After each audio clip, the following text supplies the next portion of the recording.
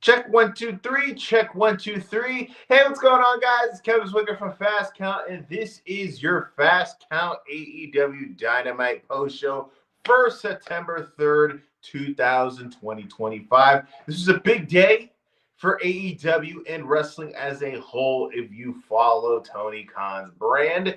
And it was announced today that we are officially getting AEW pay-per-views on Max. You are able to purchase them on Max for the low price of $39.99. Now, if you're I'm just gonna be completely honest with you guys.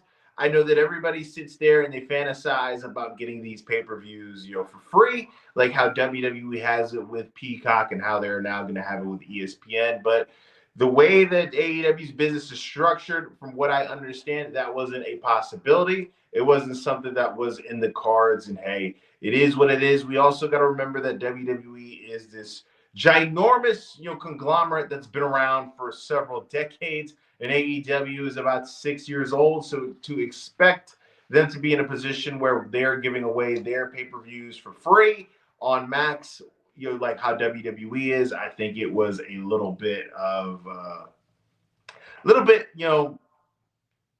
kind of far-fetched thinking if you were expecting something like that. And it was also announced today, not only are the pay-per-views going to be available on Max now, but we are getting All Out in the afternoon. It will not be going head-to-head with WWE for WrestlePalooza, which, if you're somebody who is, all into the tribalism thing, and you're somebody who loves to see these two companies duke it out, I'm sure that you're probably disappointed. From my perspective, as a guy who does wrestling content, I am ecstatic because now I can sit there and watch All Out in its full entirety and do my content based on that. And then later on in the night, watch WrestlePalooza and do my content later on based off of that. I think now, since it's going to be an all-day thing, I think the post-show is going to be kind of a little bit of a hybrid, or maybe I'll touch and go a little bit on, All Out, and mainly focus on WrestlePalooza because that's going to be the show.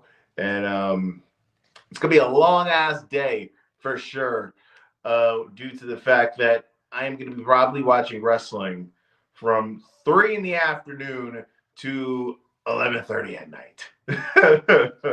Which, hey, if I don't know if you guys were with us for the coverage for All In weekend, where they had the NXT show All In, and then Saturday night's main event. That was a and then the next day was Evolution. That was a gauntlet for me personally, for me personally, to cover all of that content. Yes, I am an Iron Man.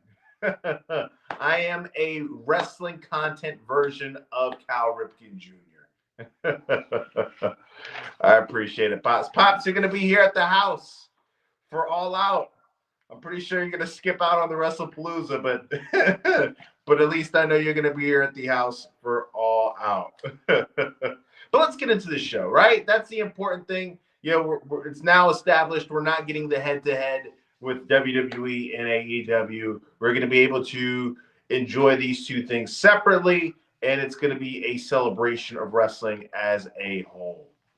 But we're going to open up the show. We're still in the 2300 Arena. This is still in the middle of the AEW residency here in Philadelphia. And we open up the show with New Japan's Gabe Kidd. If you guys have seen anything that I've done in the past, Gabe Kidd is one half of my personal match of the year for the year 2025. Him and Kenny Omega at Wrestle Dynasty in the Tokyo Dome back in January is still the match of the year, in my opinion. And he comes out and he's asking where Darby Allin is at. He's looking around the whole arena and says, the ceiling isn't high enough for you to be hiding in the rafters. He keeps calling him out, where you at, where you at? And we see Darby Allin, like a spider monkey, jump him on from the back.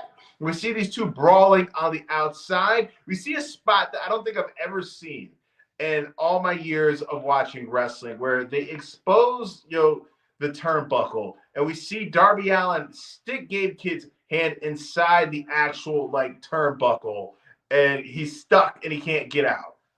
I don't think I've ever seen anything like that happen in all the years I've watched wrestling. And I was thinking, man, I didn't even know you could get your hand stuck in that thing. But we see that. We see Darby Allin drop a coffin drop on the outside on Gabe Kidd. They continue to brawl on the outside. Eventually, we get to the point where Wheeler Yuta gets himself involved. We see Darby Allin pull out a skateboard covered in thumbtacks.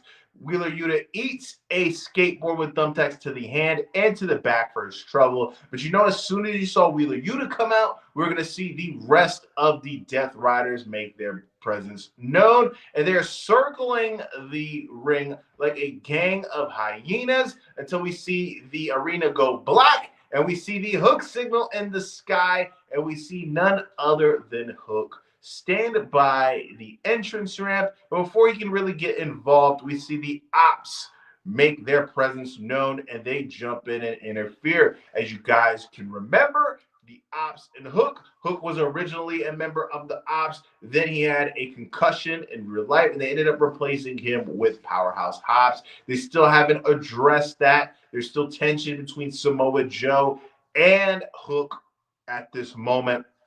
We see a wild brawl ensue between the Ops, Hook, and the Death Riders. We eventually get to the point where we're in the back with Darby Allin and Gabe Kidd continuing to brawl. Darby Allin, he is like laid on top of some construction equipment, and we see Gabe Kidd pull out a hammer, and he swings at Darby Allin. Darby Allin is fortunate enough to move out the way. He rolls over near a pickup truck, and we see him throw a powder substance in Gabe Kidd's face. Then we see him basically chloroform and drug Gabe Kidd, and we see him put him into a body bag that's attached to a truck.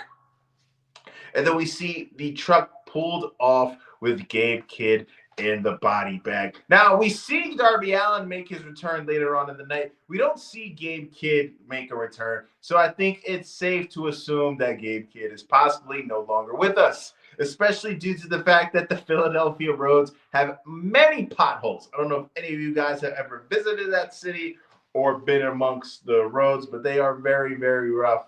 Was there not this summer, but last. It was a rough area, especially around the 2300 arena. Hook, big fan. The Ops will end up as a four-man team. Possibly. We saw a little bit of a tease later on in the night. Guys, please remember to hit that like button and subscribe if you haven't. This has been a very big month for the channel. We reached over 3,000 subs. We are closing in on 3,100. I think before the end of the year, it's a good possibility. We could probably hit around 3,500. You never know. We're just going to see how things have gone. We get into the next match for the TBS Championship. The CEO, Mercedes Moné, going one-on-one with Alex Windsor. And Alex Windsor, ever since she's made her debut a couple of weeks ago in AEW, it really feels as if this is a situation where she fits in like a glove because she's only been there for a few weeks, but she's been positioned in a way to where she is hanging with the top of the women in that division. And it doesn't even seem very forced. There's a lot of times, if you remember, certain pushes like, Alberto Del Rio in WWE and Carlito, in his original run, where it feels like you're just trying to shove these people in immediately, and there's like no build, and it just feels extremely forced. In this rare situation, it doesn't feel that way. It feels like she can hang with the women who are currently in the top dogs in this position. And this was a great match. I think this is one of the better matches of Mercedes' career in AEW. I think to date, Mercedes has had a match with Toni Storm at All In. I thought was very good.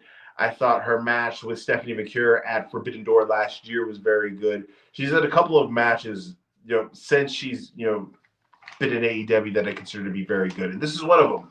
Alex Windsor, she wasn't able to pick up the win, and there's no shame in losing to the CEO. I think that there was a possibility, and it really kind of felt as if we're going to get to a point where we're going to hit maybe a 20-minute draw, because I was thinking that, okay, this may be a position where we get a 20-minute draw and we can maybe possibly get a rematch at All In, the rubber match, because even though it is not going to go head-to-head with WWE now, I think that you still want to have a very strong card going into that day, because I think just due to the fact that WWE is going to have the show that's going to go on later in the day. It's going to be an uphill battle regardless for AEW to be the show that is coming out where people are that are going to steal the headlines.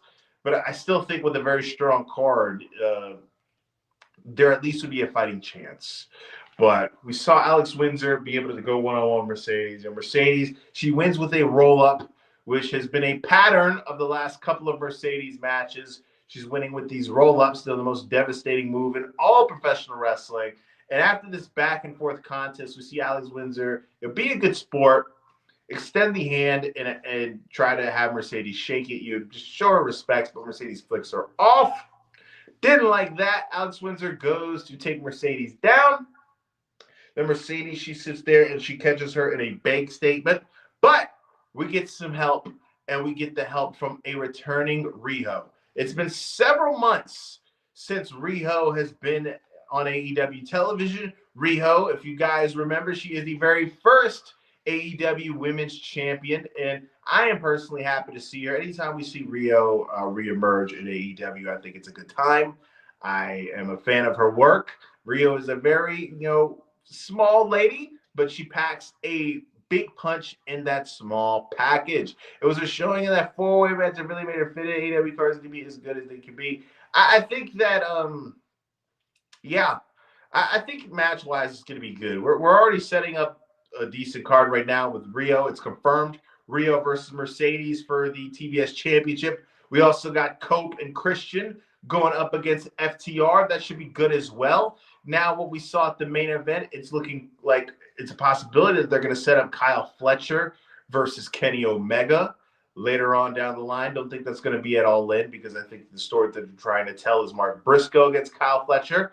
But Kyle Fletcher right now is a wanted man. Not only is he wanted by the Mark Briscoe, there's a possibility that after what went down in this main event that he's going to be wanted by the GOAT, Kenny Omega.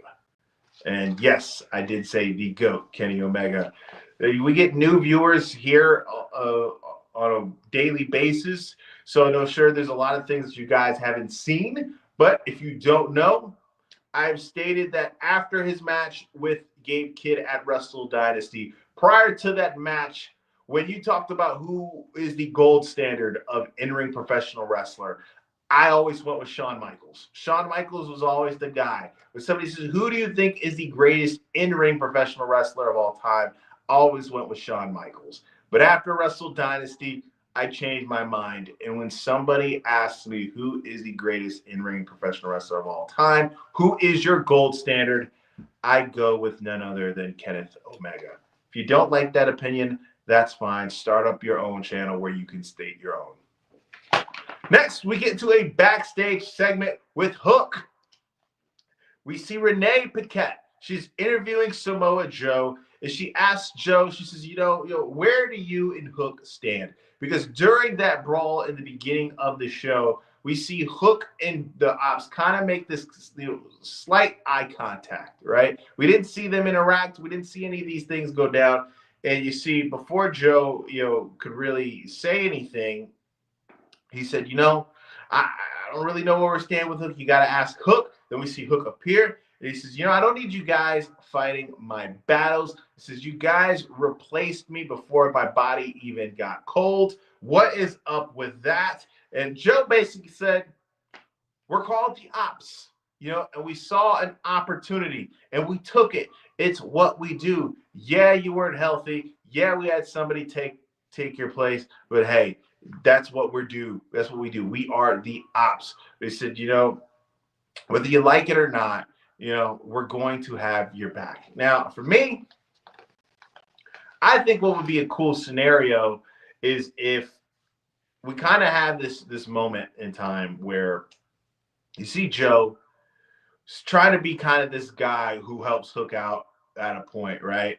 And we see Hook, continue to try to, not want it, right? Continue to try to push back on Joe and all that. And it gets to a point where Hook says, you know what? I don't think that you look at me and you respect me as my own man.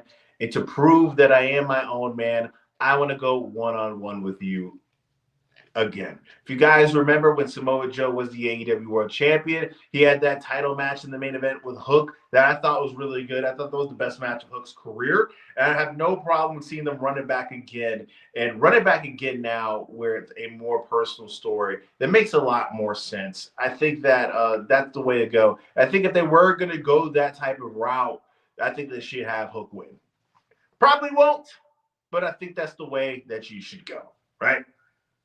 As we get a backstage segment with Rick O'Shea, the bald king, the light-skinned kingpin, Ricochet, one of my favorite acts in AEW, my personal favorite heel in all of the company. He talks about the Hurt Syndicate, right? He says, my problem, with the Hurt Syndicate, it dates back prior to AEW, He says, for you guys, it's all business. He says, but along the way, things have become personal for us, right? And he goes on and says, these are guys who are, coasting off of their former glory. They're washed. Ricochet and GOA, they are, in the prime of their career, and they challenge the Hurt Syndicate, all three of them, MVP included, to a match at All In. He says, you know what? This isn't a challenge. This is a demand. That match with Joe and Hook was really good. Yes, it was really good. It was. Richard is bald. Yes, he is. Follically challenged is what he is. Follically challenged. Guys, please remember to hit that like button, subscribe if you haven't. It helps the channel out in more ways than you even know. And always remember, it is free. It's a big weekend, a big week tomorrow. Tomorrow is a big day. Non-wrestling related, though. My other interests, it's a big day tomorrow for other interests, NFL season's back. I wanted to start a football channel too, guys, but there's not enough freaking time in the day. With all this wrestling, I don't think I could do a football channel as well, even though that is one of the things I love. But we get into a segment with Mark Briscoe. Mark Briscoe, who has been intertwined with MJF and is now intertwined with Kyle Fletcher, a man who he is 2-2 with, a man who he is chasing for the TNT Championship. If you guys can remember, Mark Briscoe, he made this challenge to have a match with Kyle Fletcher for the TNT Championship. But Don Callis basically told him, he said, if you want a match with Kyle Fletcher, you're going to have to wrestle one of the other members in the Callis family, right? And Mark Briscoe, he reminisces on the fact that in the 2300 arena, this is the arena that him and his brother fell in love with professional wrestling. Mark Briscoe being from Delaware and the 2300 arena being in Philly, it's not too far of a drive, so that would make a lot of sense. Since his focus is on Kyle Fletcher and the TNT Championship. And with that being said, that means that he had to have a conversation with Don Callis, who he said Don Callis looks as if Elton John went as a prosthetic penis for Halloween, which, hey, everybody likes a good dick joke, right? Everybody finds penises funny, right? Always funny. And he reiterates the fact that Don Callis said if you want a match with Kyle Fletcher, you're going to have to wrestle one of the other members of the family. And he says, I'm ready to go. Let's do this. And Don Callis comes out. He says, Mark Briscoe, I'm very busy. He says, you're not a very patient man. But since you want an answer, I'm going to give you an answer. On Collision this Saturday, you will be going one-on-one with the Alpha Takeshita. Takeshita, coming off of his big G1 win, he is a guy who is, in my mind, especially now, with Swerve being gone for the time that he is, and Will Ospreay being gone for the extended amount of time that he is a guy who I think that Tony Khan should really utilize and put him in as strong as a position as he possibly can to be one of the main anchors of AEW at the moment. I said this a couple times before. I think that the two that really benefit, with Will Ospreay and Swerve being gone are the women and guys like Takeshita and Kyle Fletcher. Those guys who are bubbling, who are just right a notch below the main event scene. I think this is their opportunity to really catapult themselves and take themselves to the next level. But you see that in Takeshita, Mark Briscoe's official for Saturday. And Takeshita says, that's all good and well. I'll take on Takeshita on Saturday. He's like, but I got my working boots on. I got my wrestling boots on. I want somebody tonight. And it looks as if we're going to get Rocky Romero, but nope. We see big Lance Archer put his hand in front of Rocky and says, I got this. And Lance Archer, just like you said in the comment section, Salty Grampy, Lance Archer might be the biggest jobber in the world. Can you guys, off the top of your head, no Google, no Chat GPT, can you tell me the last time Lance Archer won a match? Because I can't, right? This was solid, and obviously with me just saying that, Lance Archer took the L. Not a surprise. Orange Cassidy needs to come back. From what I've heard, he is either extremely close to being cleared or he has already been cleared.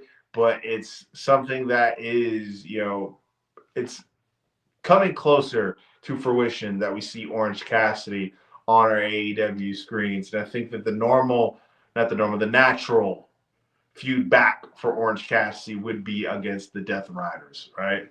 Those are the people who took him out. That's the natural feud. Next, we get a vignette from Toni Storm. Toni Storm still doesn't have an opponent for All Out. She basically was there and putting over the 2300 Arena and ECW and the competitors who, shed blood, sweat, and tears in that arena. And she says, she basically asks for everybody in the women's division to step up because she is still without an opponent. This was a very heavy women's, low-key, very heavy women's, show if you think about it. You got the match with Mercedes. You had the Toni Storm segment. It was brief, but it happened. You had the Harley Cameron segment that we're just about to talk about. Harley Cameron is also somebody who very much so is in a good position to be, somebody who could step up with Will and Ospreay gone. I know Harley Cameron is nowhere near as great of an in-ring performer as those people, but with wrestling shows, I think it's very important to have a variety. And I think Harley Cameron very much so plays an important role in adding that variety, right? Because I know that we always talk about, this is always something that is discussed ad nauseum when it comes to wrestling, and that is attracting the casual fan, right? The casual fan, the sacred casual fan. I think if somebody just watches a Harley Quinn segment for just a minute, I think that they'd be kind of interested. Megan Bayne and Tony would be interested. They had a really good match, if you remember, a few months back. They had a really solid match. Megan Bayne is somebody who's also extremely talented. They see Harley Cameron, as we guys know, Harley Cameron wears the mask to protect her nose that she broke earlier. She says, the wrath is not in the mask. The wrath is in me. She talks about her tag team with Chris Statlander, and she says it's undefeated, and they're going to the top. And she says, give us Brodito. Then you see Statlander say, why don't we just, settle for Bane and Penelope right now? And then we see Wheeler Yuta approach Chris Statlander, and Wheeler tells her, he's like, just want to let you know that the Death Riders have your back. And this isn't coming from me. This is coming from somebody else. You see Statlander tell Yuta that, we got your message. You can tell your friend that I got his message, which sounds as if they're alluding to Jon Moxley. Moxley is a guy who's kind of been on the recruiting trail lately, if you've been paying attention. He's been recruiting Daniel Garcia as well. If you guys don't know, before Daniel Garcia joined the Jericho Appreciation Society, it was back and forth whether he was going to be a member of the Blackpool Combat Club at the time or the JAS. They decided to go with him in the JAS because Daniel Garcia, good in-ring professional wrestler, but I think it's not insane to say that he's no John Cena, he's no The Rock or Ric Flair on that mic. And they wanted to add some type of spice to him. And looking back at it, I understand why they made the decision, but in hindsight, it was probably the wrong decision, right? We get into the tag team championship match. Wheeler Yuta, Claudio Castagnoli versus Brodito. Brodito, one of the hottest tag teams in AEW. I don't know why we don't have Brodito shirts. I don't know why AEWshop.com hasn't restocked on Bandito matches. Bandito is somebody who a lot of people are considered to be the wrestler of the year so far, with how many bangers he's had as the ROH champion. This run he's had with Brody King in AEW. This is a guy who is really, really doing a good job, right? And I know for many years in WWE, they looked for a guy who would take the place as the next great Latino star, right? And they've had many different guys that they've tried to attempt this with, right? Angel Garza, Andrade, Alberto Del Rio. They ever since the passing of Eddie Guerrero, it looked as if WWE was attempting to try to find this next great Mexican superstar. And they haven't really quite found one. If you want to count Dominic Mysterio, I think you could go with that, yeah.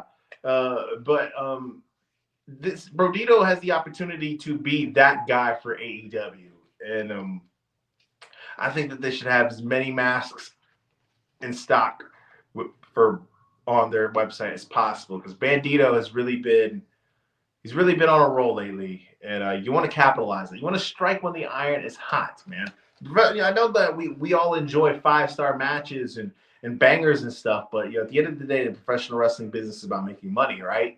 I feel like that's a big time opportunity to do that. But this was a really solid match. Bandito and Brody King, they continue to roll. Brody King is a guy who's still very over, the dog chance.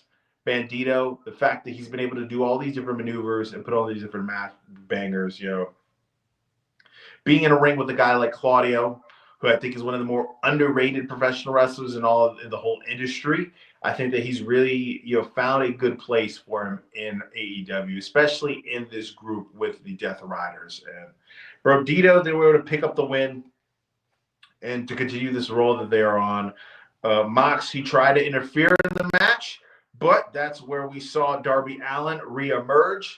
We're still not official for All Out, where it's Darby Allin versus Mox, but I feel like we're getting closer and closer to getting that thing done. And Mox, who is somebody who is undefeated against Darby Allin, I think this would be the perfect opportunity for Darby Allin to pick up that win against Jon Moxley. And especially if he does pick up that win, I think that we could start to get the cracks in the Death Riders.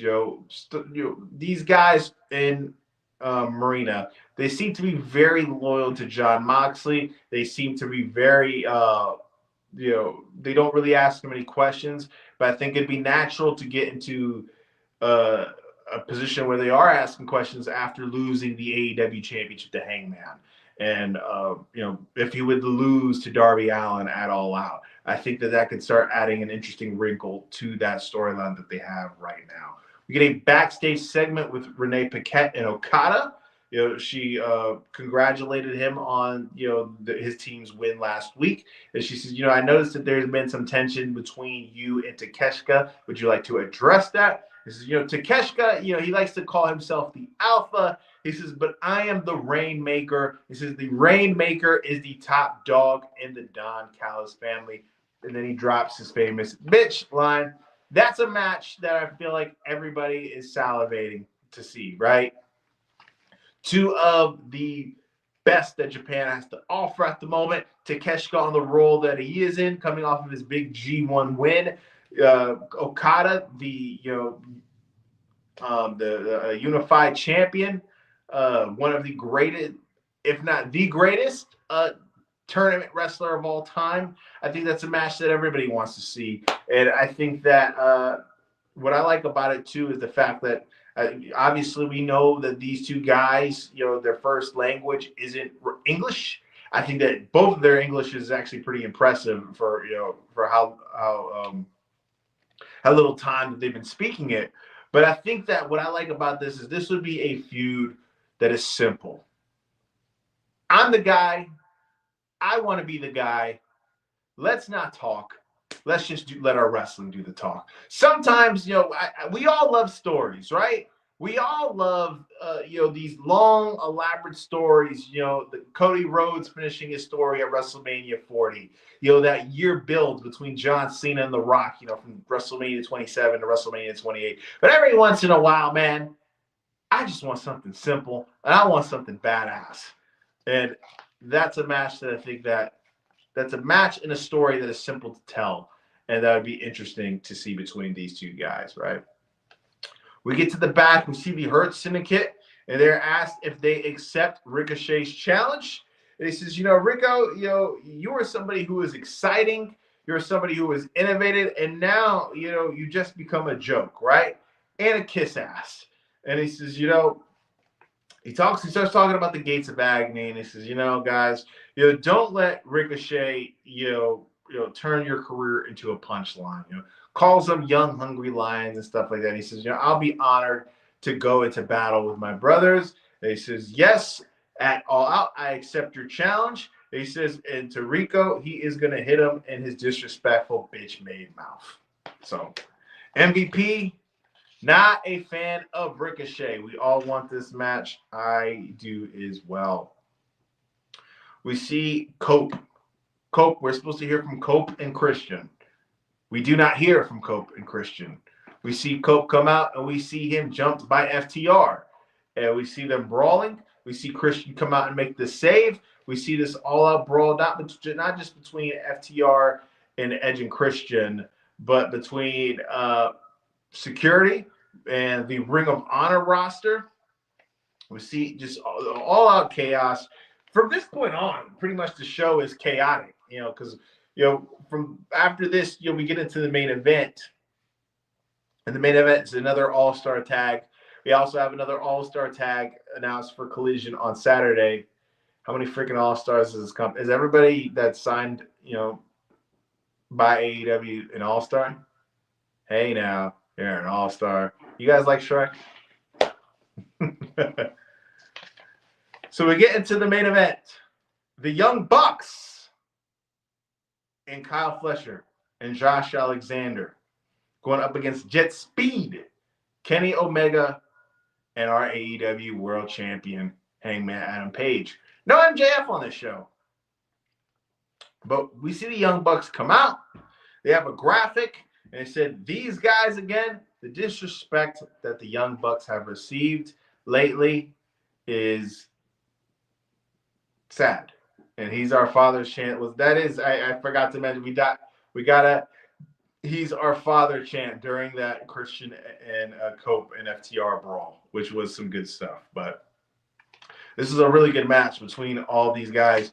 The main takeaway from this match really is, we're getting all these signings that have come to AEW that have gotten pretty hyped, over the last couple of months. One signing that hasn't gotten enough hype, in my opinion, is Kevin Knight. I know that between him and Mike Bailey had a bigger reputation on the indies, especially with his, run in TNA. But Kevin Knight, man, is a baller. He's a hooper. And AEW, that's where the best wrestle, right? That's what they say. He's joined a pretty stacked roster, and he's a guy who eventually, when we do get the inevitable, Jet Speed split, he's a guy who's going to have a nice future for himself. He turned down an opportunity to be in NXT to sign with AEW. So I think that they have a bright future for him if he was able to turn down WWE for AEW. And everybody got to have an opportunity for them to shine in this match. We got Carson, what's going on, buddy? You doing all right? We got an opportunity. Oh, Carson, question for you. So, I don't know if you saw the news. September 20th, the day that we were supposed to get All Out going head to head with WrestlePalooza. They changed the times. All Out is going to be, in the afternoon. WrestlePalooza is going to be at night. So I'm thinking of kind of like a hybrid show, or I'm covering a little bit of All Out and mainly focusing on WrestlePalooza, because that's going to be the show that would have just happened, or just do straight up WrestlePalooza and just do individual videos on All Out. Still working out the kinks. I don't know. I need some feedback from you guys. What is it that you guys would want? Just straight up WrestlePalooza, straight up all out, a little bit of a hybrid of both. I guess maybe I'll just, when that day comes, I'll let the flow of the video just dictate it. But in this main event, we got the tease, the reunion of the Elite, right? Omega and Hangman, the Young Bucks in the same ring. I don't know, probably gonna only watch our show and not either of the actual show. What? That's gonna be an Iron Man day, man. From 3 in the afternoon to probably 11 o'clock at night, straight wrestling. That's some dedication, right? But we got to do it, right? Somebody needs to talk about all this wrestling, all right? I'll do a little bit of a hybrid. If people ask, if there's people in there who ask about certain things, I'll talk about it. But I gotta watch both. But we see the slight reunion of the Elite. Hangman Page, he tries to sit there and he tries to go for an attempt to hit a buckshot on the Bucks. They move out of the way. It looks as if he was going to land it on. I'm only going to watch WrestlePalooza if it's Brock. If they do Brock versus Cena, better have some fire. I think that's what they're doing. They're doing WrestlePalooza. I think that's the spot. Friday, AJ Lee is supposed to make her return on SmackDown. That's a big day, right? Everybody's excited for that. Big AJ Lee return on Friday Night SmackDown. I find it kind of funny though, right? Because think about this. Now I know that whether there was going to be an AEW show or not, I feel as if WWE was going to want to stack that show up as big as possible because it's going to be on the debut on ESPN. It's going to be a lot more people that are going to watch it than normal, right? Have more access to it. So I'm assuming that they wanted to do that they were going to stack that show, but I don't think that they would have tried to stack this show as much as possible if they didn't know that AEW was going to have a show on that day too. And it's not Roxanne. It's basically confirmed. It's pretty much WWEshop.com. They spoiled it as well too, pretty much. I forgot the exact story, but somebody wanted to buy some AJ Lee merch, and they said, and basically they replied, "Wait, we're gonna have some fire merch after Friday for the most part." So they basically spoiled their big return too. But it's crazy that that they're loading up this show as big as they possibly can to go up against AEW, which I know that a lot of times WWE says they don't view AEW as competition, and in a sense they aren't. It's not the same as WCW, where there was a chance for where there's a chance for AEW to put WWE out of business. I don't think anybody ever thinks about that, but they compete for free agents. They have the same amount of money. They can go band for band for free agents. They compete for headlines. They compete for conversation of what's the better product. So in a way, they do compete. So it's just funny how WWE all the time they're like they're not competition. We don't even consider them competition yet. They're gonna load up this show as big as they possibly can to try to take AEW out the paint. But it is what it is. But at the end of this match, we see Kyle Fletcher hit Kevin Knight with a brain buster to pick up the win for his team, the Don Callis family. And apparently Kenny Omega and the Hangman have no friends because at the end they were basically at the mercy of the Don Callis family. They laid a chair out. They had it laid out. They said Hangman, he got hit with a brain buster on the chair.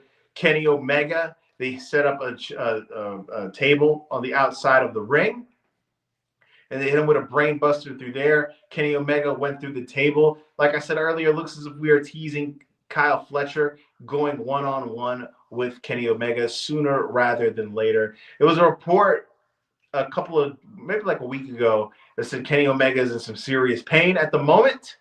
So this could just be a way for them to, write out Kenny Omega for the next several weeks, which is a shame. It really is a shame if you think about it. Kenny Omega, who is one of the guys who AEW really built the company around when they originally started it. There's been a lot of large chunks of time where Kenny Omega has missed, missed action. I've been to probably probably about maybe 4 AEW shows, four to five, and out of all those 4 or 5 shows, never seen Kenny Omega. I've never seen the man in the ring, never been in the arena with the man, which really is unfortunate for me. Humongous fan. It's just he's always hurt. It sucks that he's at a point where where it looks as if his body is betraying him. Because there's tons of matches in AEW involving him that we haven't seen that I think a lot of people would be down to see. We haven't seen him go against Cope. We haven't seen him go against Swerve.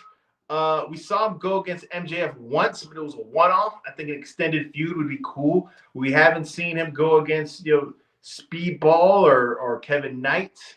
I think a rematch with Gabe Kidd would be great as well.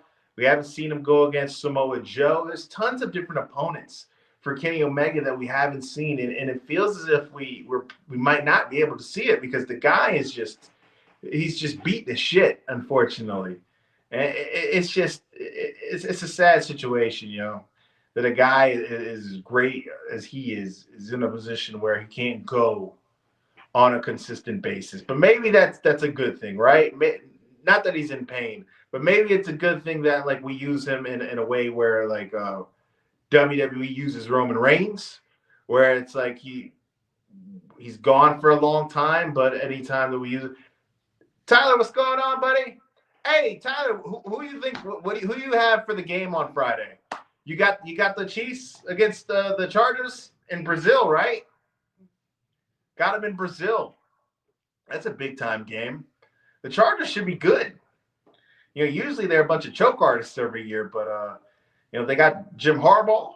I think after year 2, he's really going to be after the first year where he was kind of able to establish his program and take him to the playoffs. I think now the second year, this is the year where he's really going to be able to implement his style. F the G. Carson, who's your team, man? Unfortunately, guys, I am a Jets fan, so it sucks for me, right? Longest playoff drought in all of professional sports. That freaking sucks, doesn't it? I remember last year, I thought last year when Rodgers was going to be 100%, I said, man, we're going to win the Super Bowl. Boy, was I freaking wrong. 5 wins. Going into a season expecting we were going to win the Super Bowl, and we left with 5 wins. I'm a 49ers fan.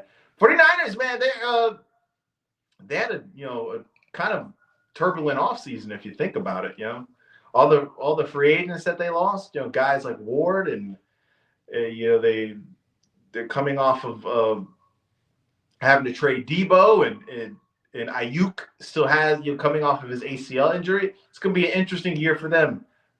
I live in Arizona. You start at 7 p.m. Yeah, your Jets still suck. I don't know why you acting like the Patriots are any freaking good. Tom Brady ain't walking through that door. Starting at 7 p.m. in my state. I live in Arizona. Games start at 7 p.m. in my state. Okay, it's cool, man. As you guys can tell, I love football too, man. I should start a football channel too. It's just not enough time in the day, man. I love, like, if I could talk about football as much as I talk about wrestling, I would be so freaking happy, man. I love football. Big game tomorrow, right? Cowboys and the Eagles. Cowboys should get their ass kicked. Oh, my God. That Micah Parsons trade. Whew. I know this is kind of off topic, but I know a lot of people, they're kind of in nostalgia mode when it comes to the Cowboys because of the documentary that dropped on Netflix. People they got the Herschel Walker trade on their mind, and they kind of compare this Micah Parsons trade. Well, this could be our Herschel Walker trade. All of that, right? But what people don't remember is Herschel Walker was 30 years old at that time. And for a running back, 30 is like 100, right? So this is a guy who was, and Dallas was like 3-13 at the season before. They were god awful. So it's like it's not the same. You don't trade a pass rusher who's 26 years old, and in the position that Dallas are. I know they're not great, but they're not god awful like that. But that's a little bit of a different story, man. You look like Drake's brother. Drake is the GOAT, greatest rapper to ever live. I used to talk about hip hop too. I don't know if you guys know who Robin Lumberg is. We used to have a series. Now he just talks about the WNBA, but we used to have a series talking about the Drake and Kendrick beef. Obviously, light skinned brother like myself was on the Drake side. Robin was on the Kendrick side. So there's some Drake connections. Big day for Drake tomorrow too. He drops I don't know if you guys follow hip hop at all. He drops his Iceman video that he's been doing. Iceman videos where he's been dropping new music on them. He has one tomorrow. So Drake is better. Drake is the GOAT. Favorite rapper of all time. Favorite rapper of all time. But yeah. This is funny, man. Talk about hip hop too, man. Hip hop is great. Hip hop is great. A lot of good music coming out. But guys, it's been a long night. I would love to chat with you guys all freaking night if I could. But unfortunately, guys, I have a day job that I have to wake up early in the morning to do. But we'll be back on Monday. Of course, Wednesday as well. There'll be videos in between. I think what I'm gonna do is, I'm probably gonna do this on this weekend. I think I'm just gonna start up a Facebook group for the channel, just so we could just BS and talk whenever, right? I feel like that'd be a good opportunity, and it doesn't necessarily have to just be about wrestling. Mainly about wrestling because that's what we talk about here. But if conversations like this, right, about football or hip hop or whatever, just anything that interests you, just a way to where we can kick it and talk about stuff. I feel like that'd be a cool opportunity. So whenever I do it, I'm probably going to do it this weekend. I'm going to drop a link to it in the description of one of the lives or one of the other individual videos that I drop throughout the week. But guys, please hit the like button and subscribe if you haven't. Hitting the like button helps the channel out in more ways than you guys even know. And like I said, we'll catch you guys on Monday. We'll be dropping a video after the AJ Lee return on Friday. No matter what happens on SmackDown, we drop videos after SmackDown as well. But guys, I am Kevin Zwicker. I'm out.